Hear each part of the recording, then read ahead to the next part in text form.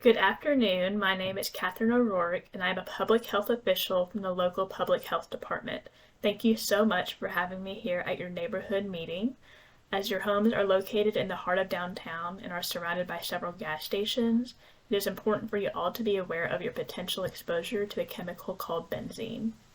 Benzene is a liquid at room temperature, but evaporates very quickly when exposed to air. So breathing in benzene is the main route of exposure. There are many known sources of benzene, including fossil fuels, industrial products such as rubbers, and forest fires or other natural processes. However, the majority of benzene exposure is from human production, and the two main concerns of human exposure that are important for you to be aware of are through gasoline and tobacco smoke. When benzene evaporates, it is heavier than the air, meaning that it will spread along the floor or ground and collect in areas that are low-lying with poor ventilation or very confined, such as your basements or sewers. Benzene can also contaminate food and water, and its presence outdoors in the air has the potential to contaminate agricultural products as well. Benzene can be absorbed by the body in multiple ways, including inhalation, ingestion, or skin contact, but you should remember that inhalation is the most common and significant way people are exposed. Tobacco smoke, gasoline fumes, and motor vehicle exhaust all cause low levels of benzene in the air outdoors, but air indoors can also be contaminated due to the presence of benzene in industrial products like paint and furniture wax. Therefore, those that work in the industrial factories or in traffic or near gas stations, such as police officers and gas station workers, are particularly vulnerable to benzene exposure due to their occupations. Since your neighborhood is in an area exposed to gasoline fumes and lots of traffic, you're at increased risk for constant higher benzene exposure. Benzene is well known to cause the development of cancers, especially leukemia or cancer of the blood. Several studies have shown the association of benzene air pollution sources and increased risk of childhood leukemia.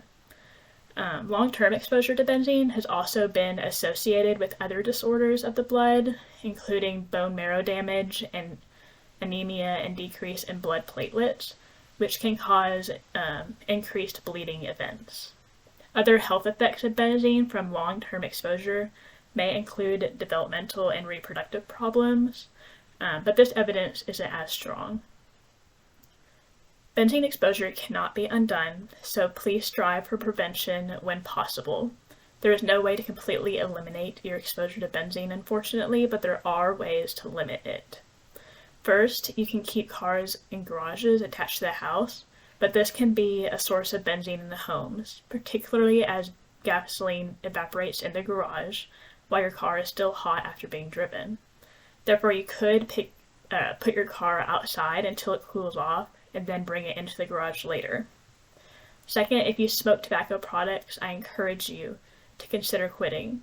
Not only does direct inhalation of your cigarette smoke put you at risk, but secondhand smoke exposure to those around you greatly puts them at risk as well.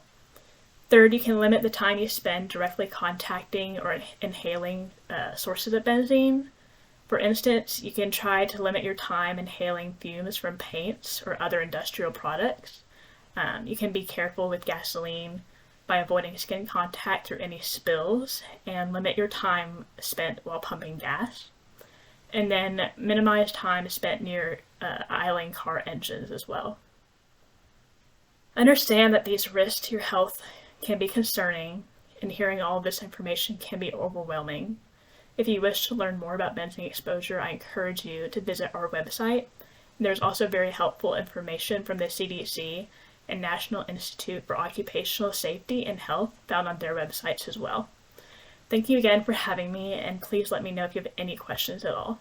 Thank you.